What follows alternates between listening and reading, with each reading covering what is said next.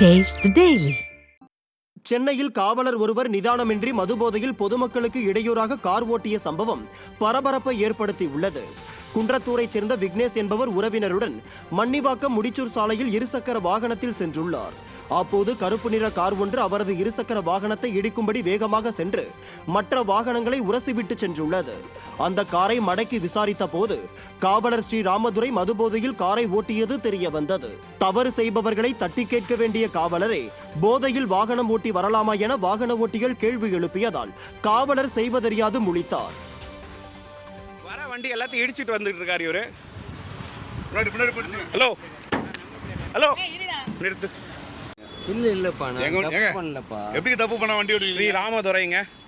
Police எந்த police ஸ்டேஷனுக்கு நீங்க எந்த கண்ட்ரோலில் வரீங்க? ஃப்ராக்ஷன் ஆஃப் செகண்ட் நான் வண்டி ஓரம் கட்டலன்னா நான் இன்னைக்கு செத்து இருப்பேன் சார். நான் தப்பு பண்ணல. நீங்க தப்பு பண்ணீங்க, குடிச்சிட்டு வண்டி ஓட்டிட்டு இருக்கீங்க. விடிய ஆட்சியில் மின்கட்டணம் அதிகரித்திருப்பதால் மின் நுகர்வோர்கள் தங்களது குமுறலை வெளிப்படுத்தியுள்ளனர். மின் நுகர்வோர் ஒருவருக்கு கடந்த மாதம் மட்டும் 2142 யூனிட் மின்சாரத்திற்கு 19,000 ரூபாய் மின்கட்டணம் வந்ததால் மின்வாரிய அலுவலகத்தில் புகார் அளித்தும் அதிகாரிகள் மின்சார ரீடிங் எடுக்கவில்லை என குற்றம் சாட்டியுள்ளார்.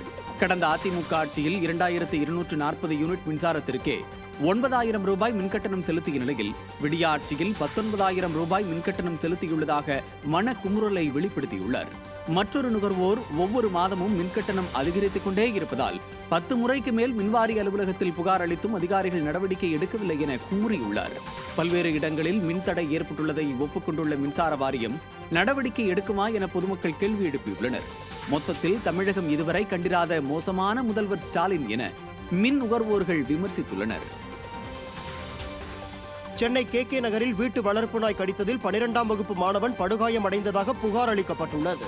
ராமசாமி சாலையில் வசித்து வரும் துரைராஜ் என்பவரின் மகன் தனது நண்பருடன் குடியிருப்பு பகுதியில் நடந்து சென்றுள்ளார். அப்போது மோகன் என்பவரின் வீட்டு வளர்ப்பு நாய் அவரது காலில் கடித்ததில் பலத்த காயமடைந்தார்.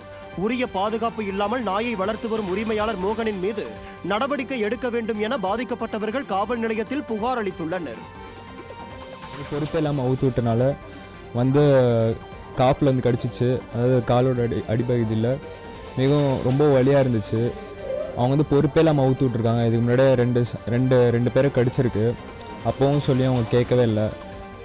திரும்பியும் இப்போ கடிச்சு ரொம்ப இன்னொரு இதுவாக இருக்குது. இதுவே வேறு ஏதாச்சும் சின்ன பசங்க ஏதாச்சும் இருந்திருந்தா ஏதாச்சும் பிரச்சனையாகல கடும் நடவடிக்கை எடுக்கணும். வளர்க்குறாங்களோ அந்த உரிமையாளர்கள் கடுமையான நடவடிக்கை எடுக்கணும். லைசன்ஸ் வச்சுருக்காங்களாம் பார்க்கணும். இந்தந்த நாய் தான் வளர்க்கணும், இப்படி வளர்க்கணும், அந்த லைசன்ஸ் வேணும். லைசன்ஸ் எடுக்காத பட்சத்தில் அந்த உரிமையாளரை என்ன செய்யணும் அரசாங்கம், சட்டப்படி என்ன நடவடிக்கை எடுத்தால் தான் இது நாய் வளர்க்கறதுக்கு உள்ள அவங்களுக்கு பயம் இருக்கும். அசால்ட்டாக மக்களுக்கு கடித்தாலும் ஒன்றும் இல்லை அப்படின்னு அந்த மனப்போக்கு அவங்களுக்கு வரக்கூடாது. அது கண்டிப்பாக நடவடிக்கை எடுக்கணும். காவல்துறையில் கம்ப்ளைண்ட் கொடுத்துருக்கோம். திண்டுக்கல் மாவட்டம் செம்பட்டி பகுதியில் வெறி நாய் கடித்து 2 நாட்களில் 12 பேர் காயமடைந்துள்ளனர். செம்பட்டி அடுத்த ஆத்தூர் வேலக்கவுண்டன்பட்டி, பாறைப்பட்டி உள்ளிட்ட பகுதிகளில் தெருநாய்கள் அதிக அளவில் சுற்றித் திரிகின்றன. மேலும் பல முறை நாய்க்கடி சம்பவங்கள் அடிக்கடி நிகழ்ந்து வரும் நிலையில் கடந்த 2 நாட்களில் நாய்க்கடியால் 12 பேர் காயமடைந்துள்ளனர். தெருநாய்கள் தொல்லை குறித்து பலமுறை புகார் அளித்தும் விடியா திமுக அரசின் அதிகாரிகளிடம் நடவடிக்கை எடுக்காததால் தொடர் நாய்க்கடி சம்பவங்கள் நிகழ்ந்து வருவதாக அப்பகுதி மக்கள் குற்றம் சாட்டியுள்ளனர். விடியா திமுக நாய்களை கட்டுப்படுத்த உரிய நடவடிக்கை எடுக்க வேண்டும் என கோரிக்கை விடுத்துள்ளனர். திருப்பூர் மாவட்டம் பல்லடம் அருகே ஆன்லைன் கடன் செயலியில் பணம் கட்டி ஏமாந்ததால் எலிமருந்து குடித்து தற்கொலைக்கு முயன்ற வடமாநில தொழிலாளியின் மனைவி சிகிச்சை பலனின்றி உயிரிழந்தார். கரடிவாவி பகுதியில் வசித்து வந்த வடமாநிலத்தைச் சேர்ந்த ராஜு என்பவர் ஆன்லைன் கடன் செயலியில் பணம் கட்டி ஏமாந்ததால் தனது மனைவி மற்றும் குழந்தையுடன் எலிமருந்து குடித்து தற்கொலை முயற்சியில் ஈடுபட்டார். இதை கண்ட அக்கம் பக்கத்தினர் மூவரையும் மீட்டு சிகிச்சைக்காக பல்லடம் அரசு மருத்துவமனையில் அனுமதித்த நிலையில் பின்னர் மேல் சிகிச்சைக்காக திருப்பூர் அரசு மருத்துவக் கல்லூரி மருத்துவமனைக்கு மாற்றப்பட்டனர். இதற்கிடையே சிகிச்சையில் இருந்த 6 வயது சிறுமி கடந்த 2 நாட்களுக்கு முன்பு உயிரிழந்த நிலையில் ராஜுவின் மனைவி விஜயும் சிகிச்சை பலனின்றி உயிரிழந்த சம்பவம் சோகத்தை ஏற்படுத்தி உள்ளது.